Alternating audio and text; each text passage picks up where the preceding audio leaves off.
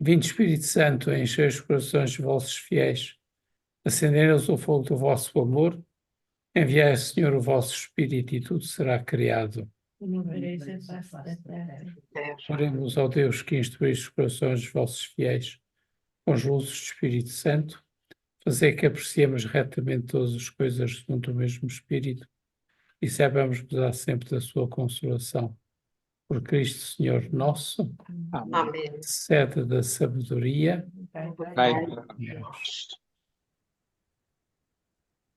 Muito bem.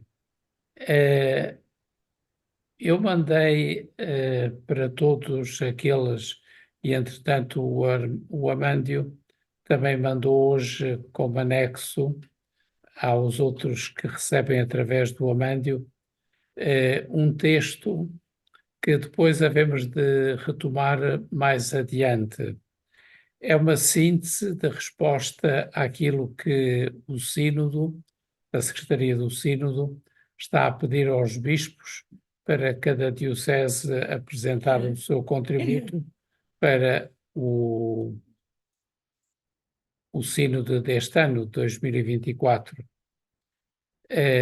Mas hoje vamos continuar as lições normais. De qualquer modo, hoje iniciamos a terceira parte do documento. Vocês sabem que o documento tem 3 partes, uma com 6 números, outra com 7 e as outras duas com 7. No todo são 20 números. E hoje estamos no início da terceira parte, que tem como título Tecer laços, construir comunidade. Isto quer dizer que a esta altura do relatório os temas vão ajudar a construir as comunidades locais, tecendo laços que são exatamente aqueles que, ao fim e ao cabo, constroem, de facto, em concreto, a sinodalidade. No documento que vos mandei, quando tiverem paciência para o ler e para o aprofundar, vão ver que o mais importante é fazer da sinodalidade não tanto um conceito, mas, sobretudo, uma experiência concreta de vida. Até porque o início da Igreja corresponde à primeira grande experiência da sinodalidade. Portanto, a Igreja, no princípio, não é que se pôs a discutir o que era a sinodalidade. Começou a vivê-la. E começou a vivê-la porque era um caminho que todos faziam em conjunto uns com os outros. Por isso, também hoje, para pormos em prática a sinodalidade, para construir a comunidade, é necessário que todas as vocações se relacionem entre si, umas com as outras, e que entre elas se faça uma tessitura de laços, que se criem laços entre as pessoas e que esses laços, de alguma maneira, sejam os fundamentos que constroem a comunidade. Então, a primeira lição de hoje tem como título uma abordagem sinodal à formação. Isto, por outras palavras e resumidamente, quer dizer o quê? Quer dizer que nós precisamos de construir entre nós, membros da comunidade cristã, membros do povo de Deus, precisamos de construir laços entre nós. Só construindo laços entre nós é que somos capazes, naturalmente, de criar uma comunidade. Porque as comunidades não se criam por decreto, as comunidades criam-se através dos laços que se estabelecem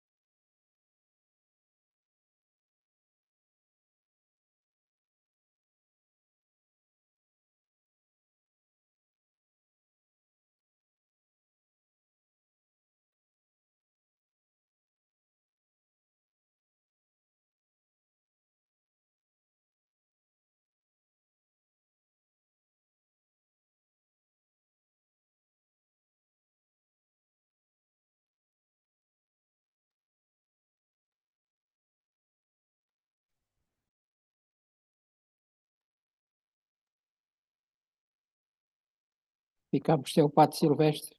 Espero que seja momentaneamente.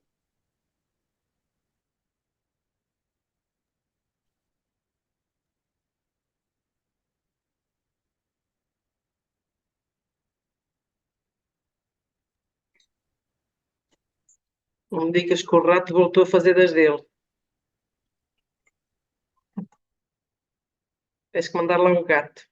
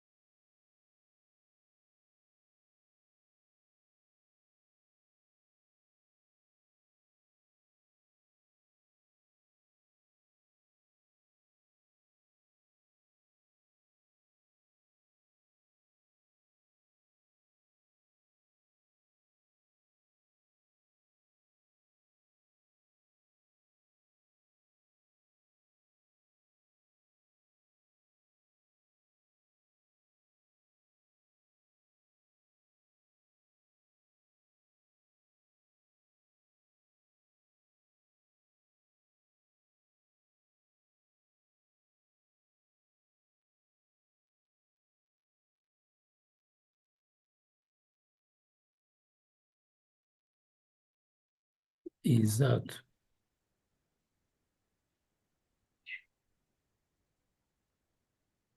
Ora bem, penso que agora já me estão a ver e a ouvir. Ok, ok, ok. Está bem, vou desligar então.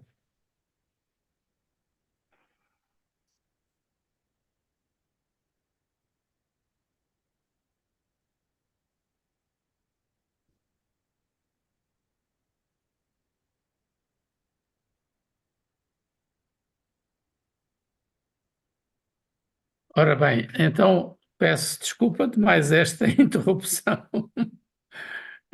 Isto hoje vê-se que é noite complicada de uma farrico que não quer aqui a gente a construir a sinodalidade. Ora bem, então o título da primeira lição desta noite é uma abordagem sinodal à formação.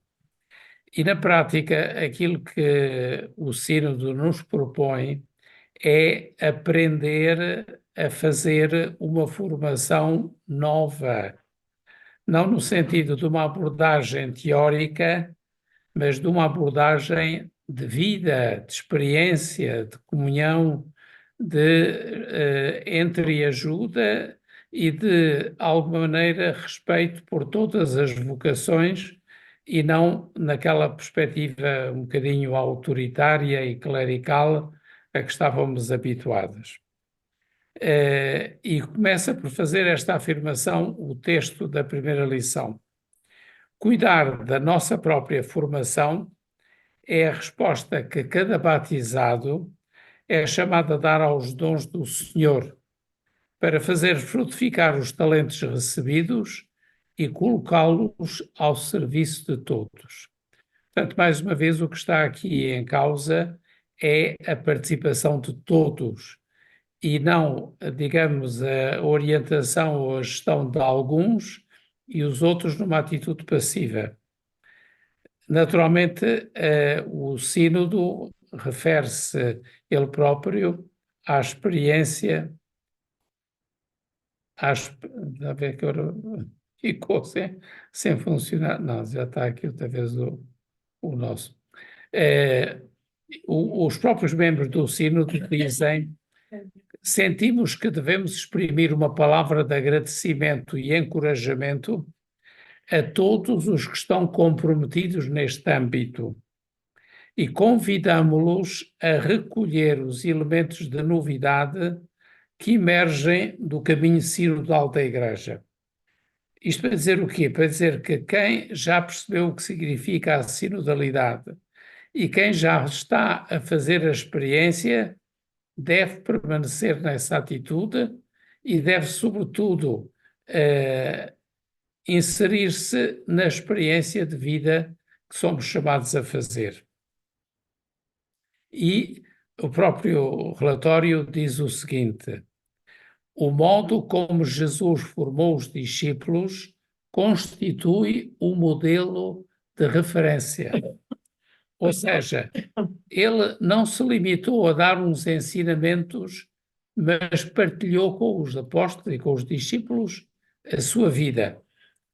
Por exemplo, quando eles pediram para os ensinar a rezar, rezou com eles. Quando os fez experimentar a fome das multidões, naturalmente matou a fome às multidões. Quando caminhavam juntos para Jerusalém, fizeram juntos também a experiência da cruz. Ou seja, aquilo que Jesus fez foi fazer a experiência que ele próprio veio trazer como novidade. Portanto, não ensinou uma teoria, não conceptualizou coisa nenhuma. Ele viveu com os apóstolos e da vida que ele viveu com os apóstolos fez um ensinamento. Ou seja, com o evangelho que anunciou, ele deu a formação que é, afinal, uma conversão à lógica do reino. Não é uma conversão a uma teoria, é uma conversão à experiência do reino. Portanto, e o sínodo sente que fez esta experiência e por isso sente que o povo de Deus não deve ser objeto de uma aprendizagem como se alguém lhe devesse ensinar alguma coisa. Deve ser sujeito corresponsável desta formação e, portanto, desta experiência. Porquê? Porque diz ainda o documento, um ministério na Igreja deve cruzar-se sempre com a sabedoria dos simples, ou seja, numa aliança educativa, fazer com que toda a comunidade seja indispensável e se torne participante da experiência. Este é o primeiro sinal de que aprendemos o que significa a sinodalidade. Depois dá o exemplo daquilo que é a iniciação cristã. As linhas orientadoras da iniciação formativa, da iniciação cristã, ao fim e ao cabo é, ou trata-se, do aprofundamento do querigma. Ou seja, só através do encontro real e efetivo com Jesus Cristo é que o dom da vida nova floresce. Há coisas que se podem ensinar teoricamente, mas o encontro com Jesus Cristo não é um ensino teórico, é uma experiência que a gente tem que fazer. E ou a fazemos, e fazendo-a com Ele aprendemos, ou não a fazemos, e nessa altura ficamos sem saber aquilo que devíamos saber, que é fazer uma experiência. Porquê? Porque são muitos os âmbitos em que se declina a formação do povo de Deus. E muitas vezes não foi por aí que nós começamos. Primeiro âmbito, exercício da corresponsabilidade. O ministério tem que assumir que o povo de Deus é tão corresponsável no caminho a fazer na Igreja como são os ministros ordenados. A escuta tem que ser feita por todas as partes. Não são apenas os leigos que têm que escutar e os padres que têm que falar. O discernimento tem que ser uma tarefa que diz respeito a todos. Portanto, discernir significa que todos têm uma palavra a dizer. Discernir significa um diálogo permanente entre todos aqueles que fazem parte da comunidade. E nesta linha, o Papa recomenda que o diálogo não pode ser apenas o diálogo entre nós, católicos, mas um diálogo ecuménico e um diálogo interreligioso. E que todas as realidades que hoje se manifestam urgentes na Igreja têm que ser assumidas por todos os membros do povo de Deus. E o documento dá exemplo: serviço dos pobres, cuidado da casa comum, facilidade, digamos assim, ou facilitar os processos de discernimento.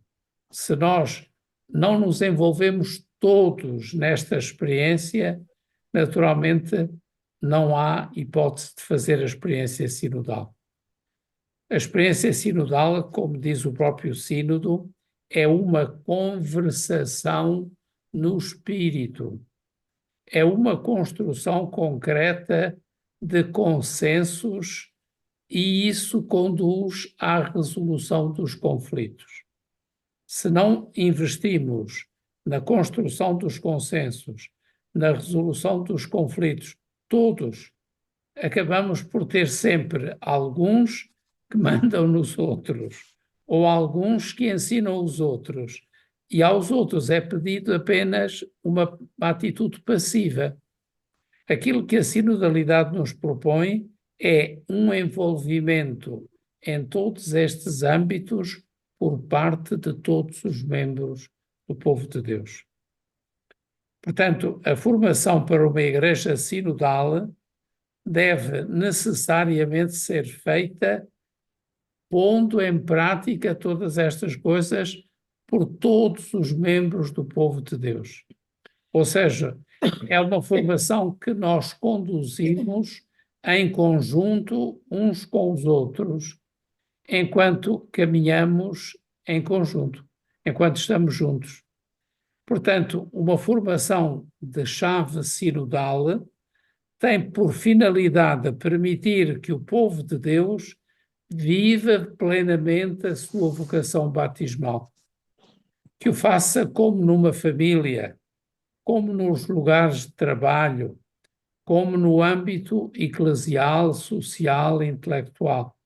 Ou seja, permitir que cada pessoa se torne capaz de participar ativamente na missão da Igreja, de acordo com os seus carismas, de acordo com a vocação própria de cada um dos membros do povo de Deus. Portanto, é uma nova forma de abordar a formação. Não uma formação que uma parte é passiva e a outra é ativa, mas uma formação onde todos somos envolvidos e onde todos, de alguma maneira, aprendemos uns com os outros. Neste sentido, e nesta primeira lição sobre a formação para a sinodalidade, há algumas questões a aprofundar. E, curiosamente, o Sínodo escolheu como primeira questão a aprofundar o tema da educação afetiva e sexual para acompanhar os jovens no seu caminho de crescimento e para apoiar o amadurecimento afetivo, sobretudo daqueles que são chamados ao celibato e à castidade consagrada. Portanto, para dizer que também esta experiência que era feita até aqui apenas no mundo relativamente fechado do seminário, deve ser feito no âmbito da comunidade, mesmo com aqueles que, porventura, não são chamados ao celibato nem à consagração. Mas a experiência da família, a experiência dos membros do povo de Deus é fulcral e fundamental para aprofundar esta nova maneira de abordar a educação afetiva e sexual, sobretudo daqueles que são chamados ao celibato.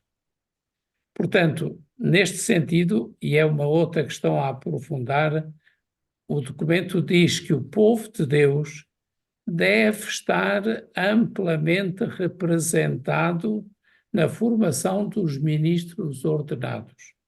Não sei se estão a perceber.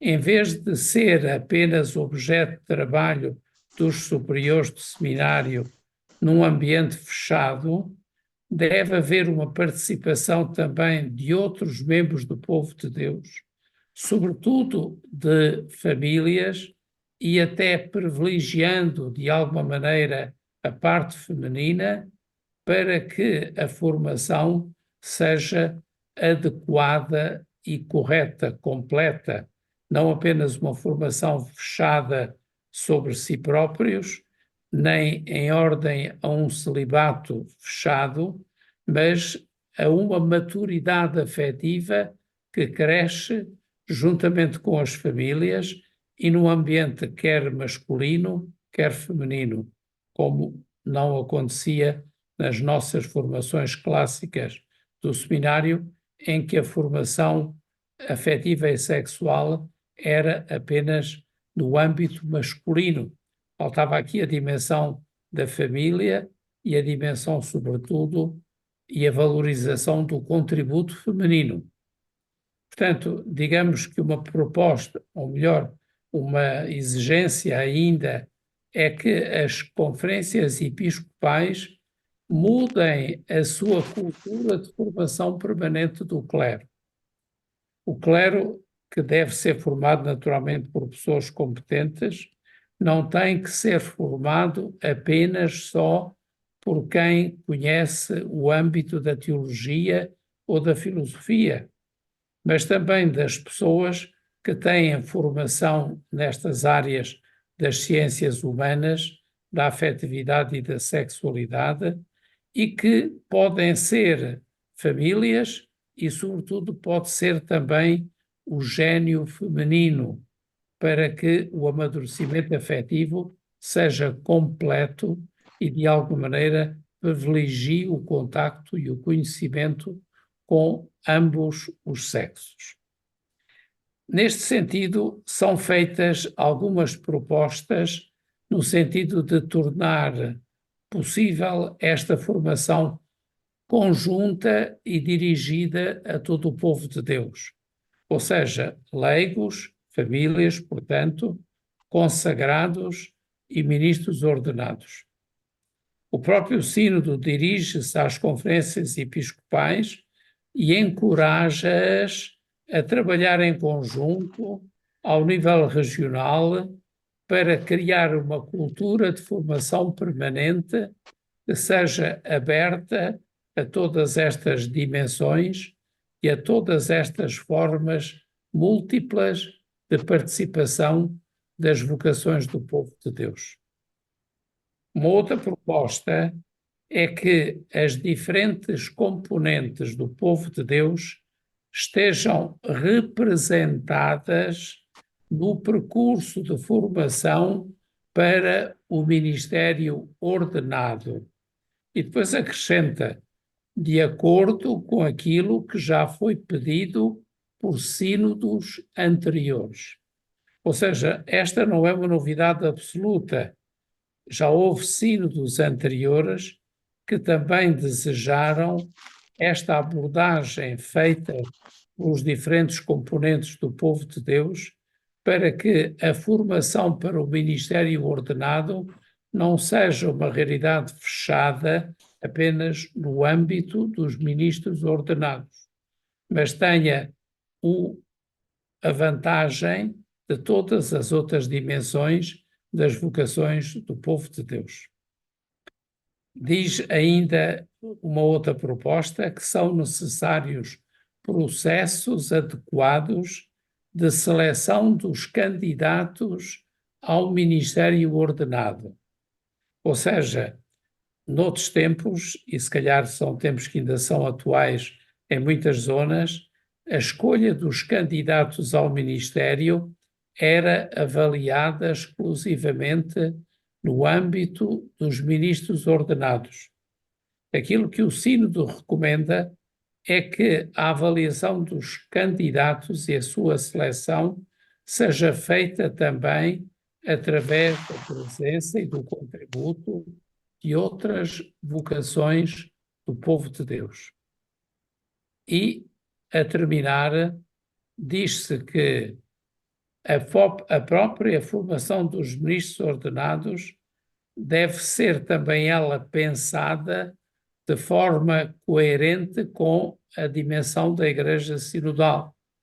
Ou seja, os candidatos ao ministério tenham amadurecido uma real, embora inicial, experiência de comunidade cristã. Quantas vezes se entrava noutros tempos, agora menos, para o seminário com 10 anos ou com 11, 12 anos, e muitas vezes estas crianças não tinham ainda feito a experiência do que é uma verdadeira comunidade cristã. Porquê? Porque o caminho formativo acontecia fechado num âmbito que era o seminário, onde praticamente quem convivia e quem formava os candidatos, e quem convivia com eles, eram apenas os ministros ordenados. Num ambiente que em muitos casos era um ambiente artificial, separado da vida comum dos fiéis. Portanto, é preciso salvaguardar que a formação ao ministério aconteça num autêntico espírito de serviço do povo de Deus e também ao povo de Deus. Aliás, já com o Concílio Vaticano II, se tinham iniciado algumas experiências, sobretudo na participação dos seminaristas em estágios nas comunidades, precisamente para que eles, antes de serem enviados a dirigir e a formar uma comunidade, tivessem eles próprios feito a formação do que significa fazer parte de uma comunidade cristã.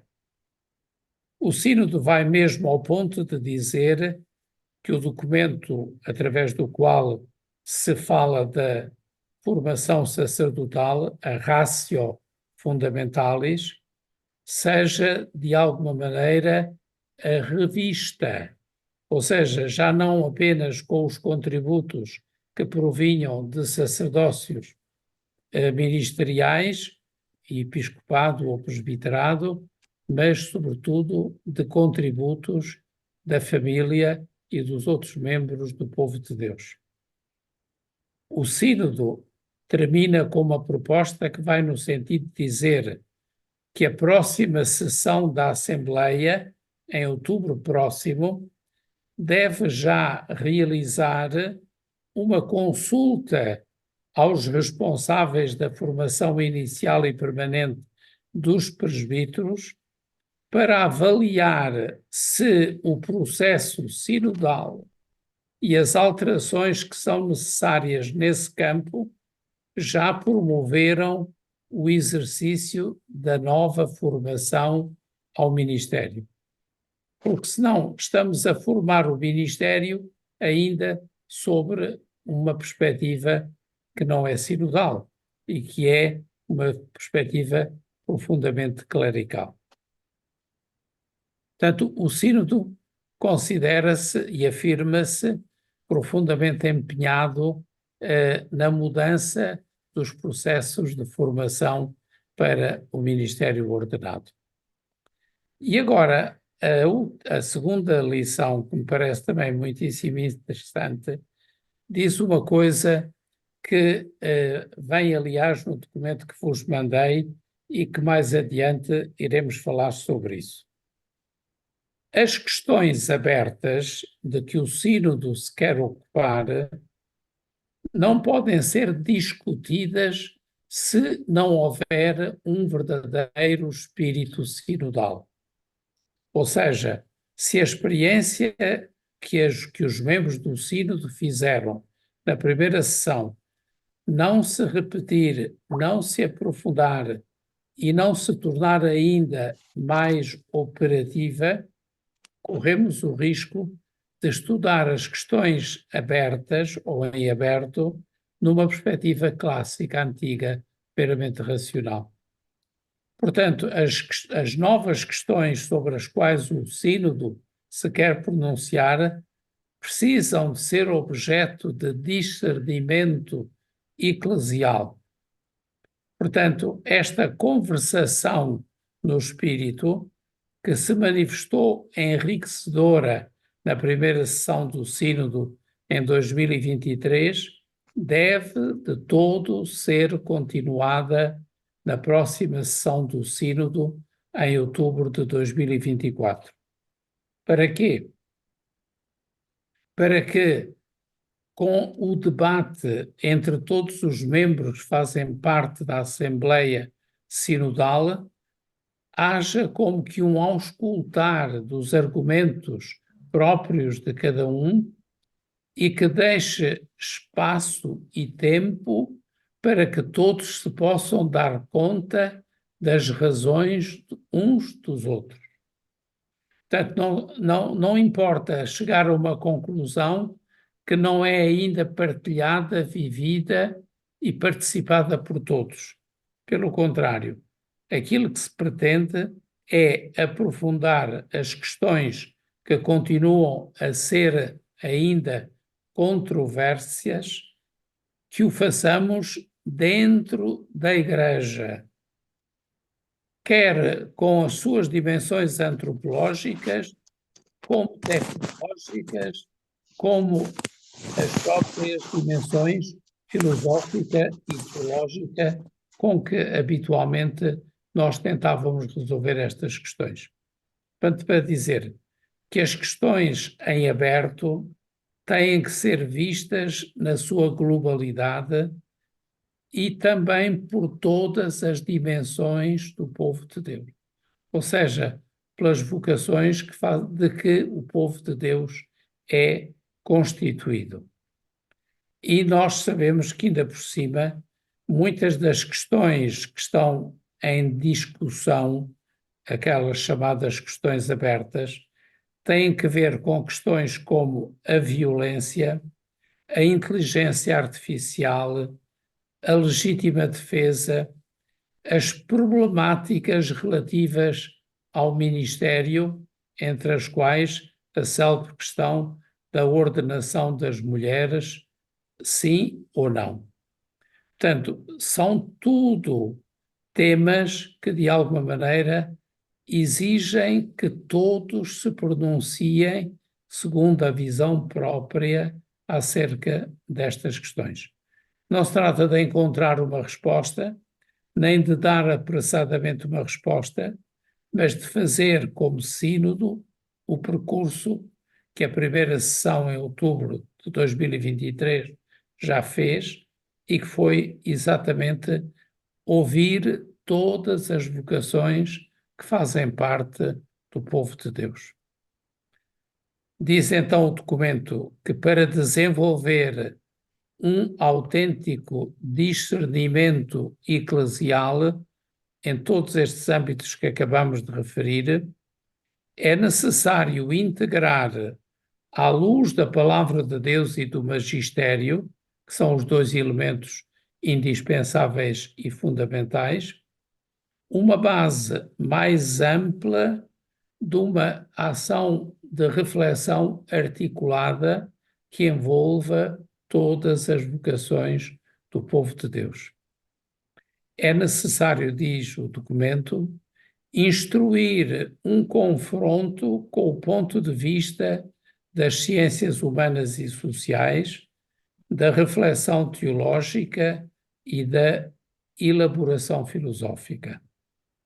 Portanto, não vale a pena, como muitas vezes se calhar já se começou a pensar, que a segunda parte do sínodo é para encontrar soluções para as questões em aberto, mas a segunda parte do sínodo deve ser para fazer em conjunto e como experiência sinodal por todos os membros do povo de Deus um diálogo e um discernimento que deve chegar a uma concordância comum, a que todas as vocações e a que todas as pessoas que participam neste diálogo sinodal e neste discernimento coletivo estejam perfeitamente de acordo.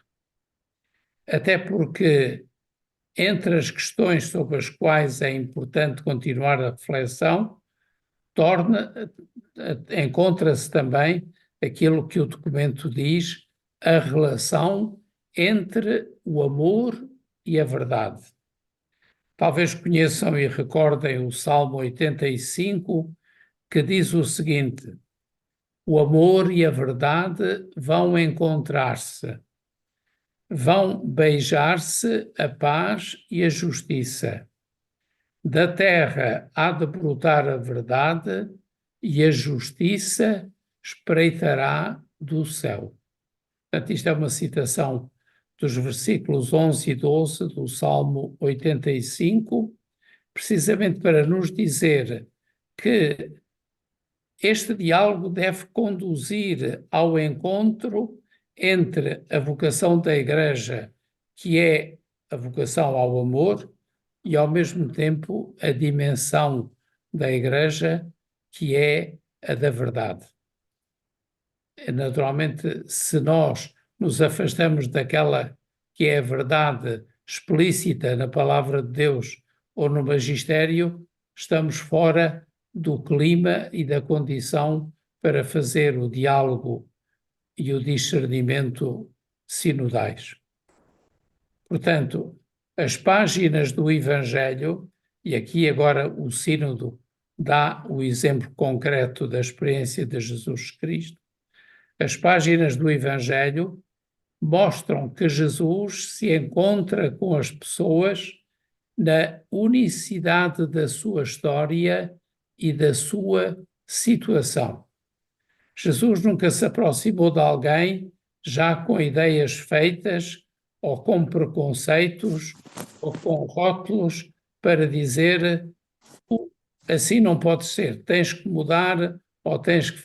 Jesus aproximava-se muitas vezes aceitando a pessoa como ela era, ouvindo a pessoa nas suas realidades concretas e, sobretudo, envolvendo-se ele próprio com todo o seu ser, sem prejudicar de maneira absolutamente nenhuma a relação que Jesus queria estabelecer com as pessoas.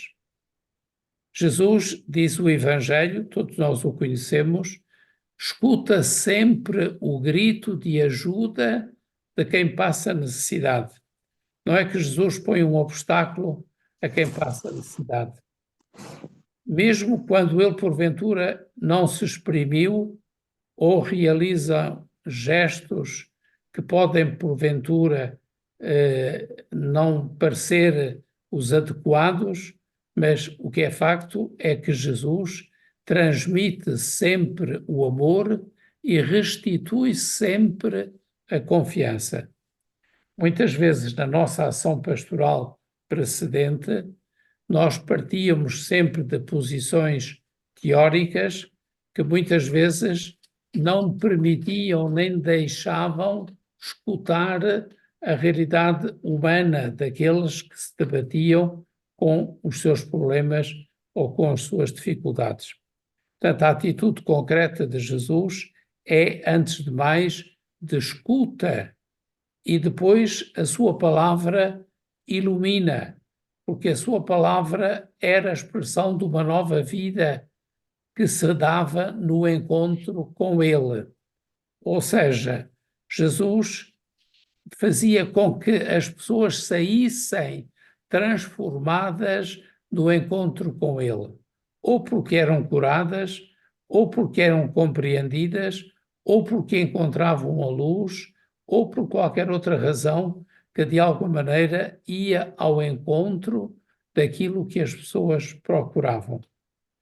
Ora bem, isto acontece porque a verdade de que Jesus era portador não era uma ideia, mas era a própria presença de Deus que se manifestava no diálogo de Jesus com as pessoas.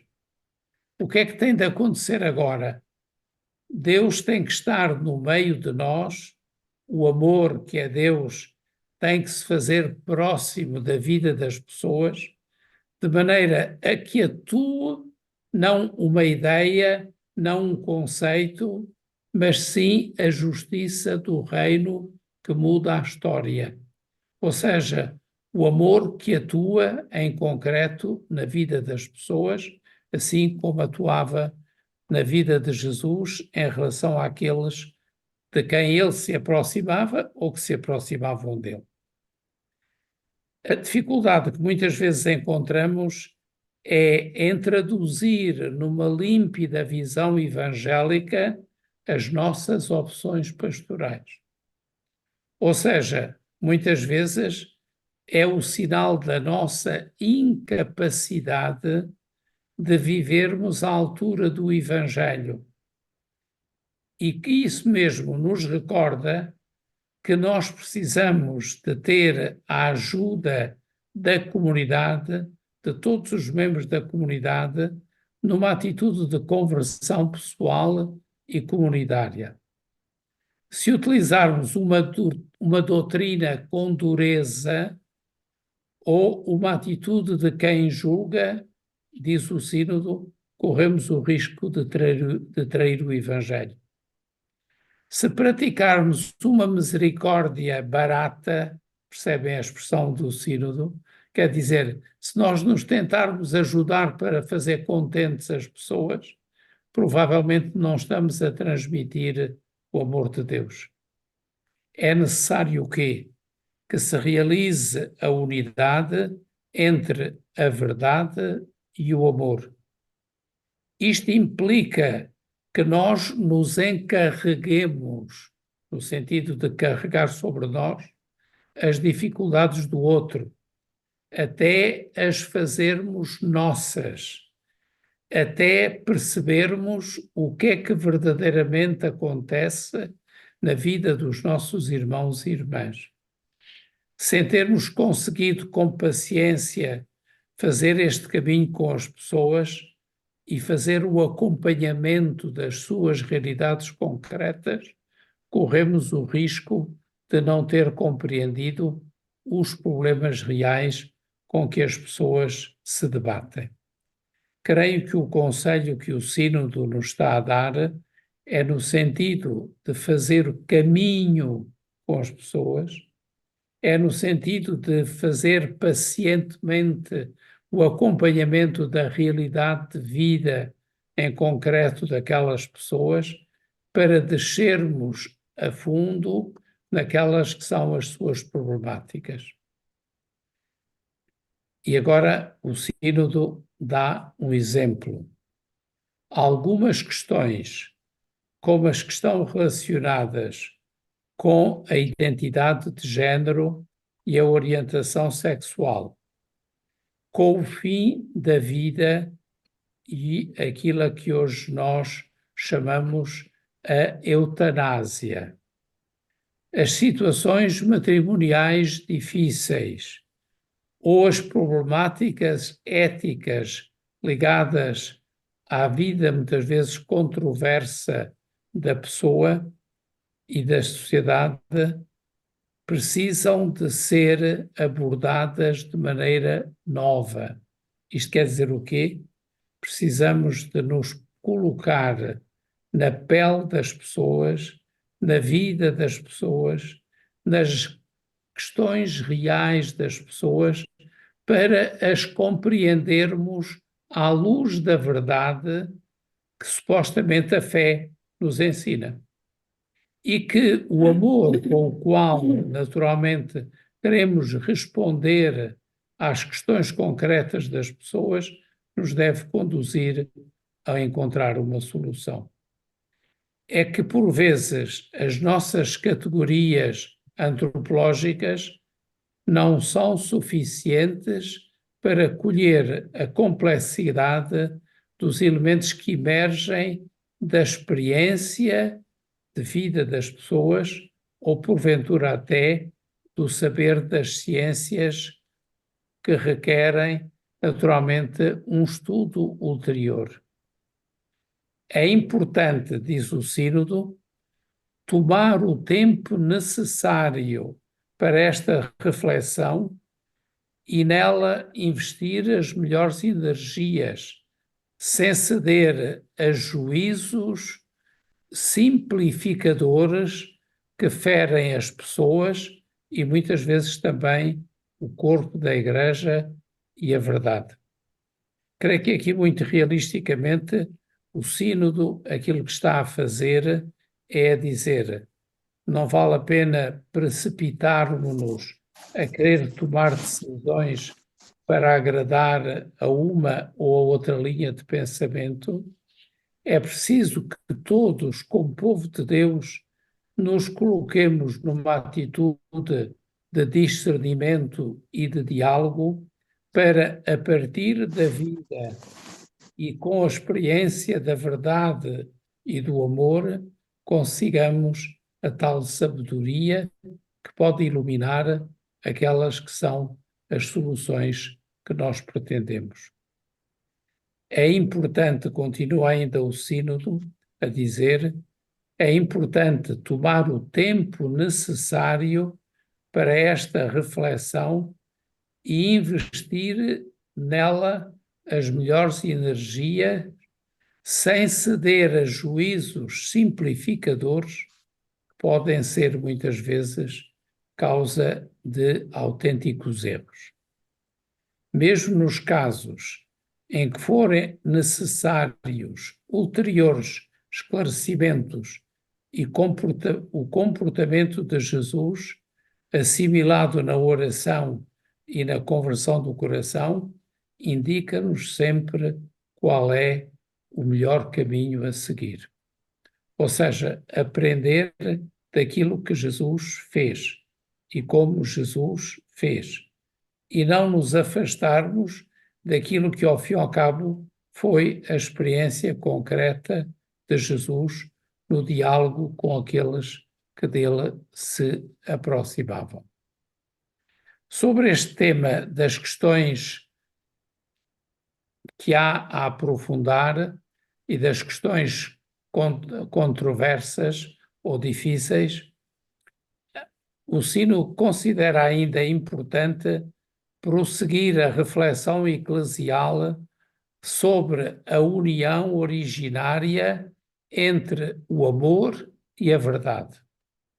Ou seja, temos que ir aprender de Jesus a maneira como ele relacionou estas duas dimensões da fé. A dimensão da verdade que ele era e a dimensão do amor que ele era igualmente. Portanto, só uma prática eclesial que honre esta inspiração na vida de Jesus, nesta harmonia entre o amor e a verdade, é que estará o caminho adequado para aprofundar as questões que ainda são complicadas ou que esperam uma solução. Agora, o Sínodo dirige-se aos especialistas e diz que encoraja esses especialistas nos diferentes campos do saber e encoraja ainda a amadurecer uma sabedoria espiritual que permita que a sua competência especializada se torne um verdadeiro serviço eclesial. Naturalmente, a sinodalidade neste âmbito exprime-se como disponibilidade para pensar juntos ao serviço da missão e ainda na diferença das definições, mas ao mesmo tempo na harmonia das intenções.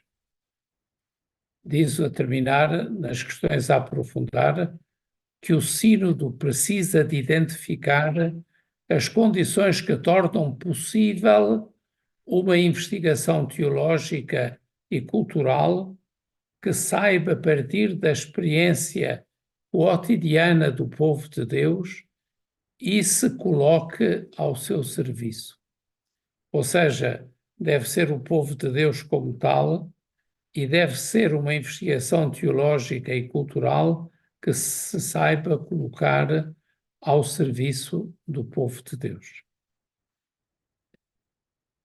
Neste âmbito deste segundo tema, sobre as questões em aberto, há uma proposta única que diz o seguinte: propomos que se promovam iniciativas que permitam um discernimento partilhado sobre questões doutrinais, pastorais e éticas que são controversas, e fazer isto à luz da palavra de Deus, à luz do magistério e do ensinamento da Igreja, e à luz da reflexão teológica, mas ao mesmo tempo valorizando a prática e a experiência sinodais. Isto pode ser realizado através do aprofundamento entre especialistas de diferentes competências e proveniências, num contexto institucional que tutela a confidencialidade do debate, promova a franqueza do confronto, como foi feita na primeira parte do Sínodo, dando espaço, quando apropriado, à voz das pessoas diretamente tocadas pelas controvérsias mencionadas, ou seja, dar voz àqueles que se debatem com os problemas ou que se encontram em necessidade de os resolver. Este percurso, diz a concluir o documento, deverá ser realizado em vista da próxima sessão sinodal. Ou seja, o que o Sínodo pretende é que a sessão de outubro de 2024 seja continuação da primeira sessão de setembro-outubro de 2023, onde efetivamente os membros que nele participaram se sentiram verdadeiramente envolvidos num clima sinodal. Portanto, é como a dizer, aproveitemos o caminho já feito, voltemos a repetir o caminho feito, no sentido da aprendizagem da sinodalidade, e teremos encontrado a forma adequada para abordar as questões ainda em aberto. Eu faço uma leitura conclusiva dizendo que não temos que ter pressa em resolver questões problemáticas, temos que ter pressa em criar condições para que essas questões possam ser iluminadas pela sabedoria que vem do Evangelho e pela experiência vivida do magistério da Igreja. Sem estas condições, dificilmente a Igreja encontrará a solução para todas as questões em aberto que muitas vezes constituem a grande preocupação não só de quem participa no sínodo, mas da própria Igreja, que atende e espera as respostas sábias, ou que devem ser sábias, daqueles que participam no sínodo. São questões estas que acabamos de tratar, muito delicadas, mas que eu penso que abordadas de uma maneira muito inteligente. Ou seja, as questões abertas não podem ser tratadas com pressas, nem com querer resolvê-las seja como for, mas através de um verdadeiro discernimento eclesial e através da forma e aprendizagem sinodal que a primeira parte do sínodo já, de alguma maneira, nos ensinou. Por outro lado, e ainda em resumo da primeira questão que abordamos, ou seja, a da formação, também temos que tender para fazer com que a formação que vamos continuar a construir, quer como formação inicial a nível dos seminários, quer como formação permanente a nível dos presbitérios, é necessário que nós tenhamos aprendido, antes de mais, a dialogar, a construir juntos e, sobretudo, a ouvirmos-nos uns aos outros e a chegar a uma harmonia que encontre consenso entre todos os membros do povo de Deus. Vamos pedir ao Senhor que nos ajude a tecer laços, como diz o título da terceira parte que iniciamos hoje, e a construir a comunidade. Ao fim e ao cabo, a sinodalidade não é mais do que fazer o caminho juntos, não é mais do que construirmos todos juntos, na diversidade das nossas vocações, a comunidade de que todos fazemos parte e na qual, com a ajuda do Espírito Santo, certamente encontraremos as soluções adequadas para as questões que estão em aberto e para as necessidades que sentimos todos em comum de chegar a outras e novas soluções. Espero que não tenha sido demasiado difícil a lição de hoje e que as dificuldades todas que tivemos em nos pôr a trabalhar não nos tenham impedido, de alguma maneira, de compreender aquilo que hoje o Senhor nos pretendeu ensinar e nos propôs.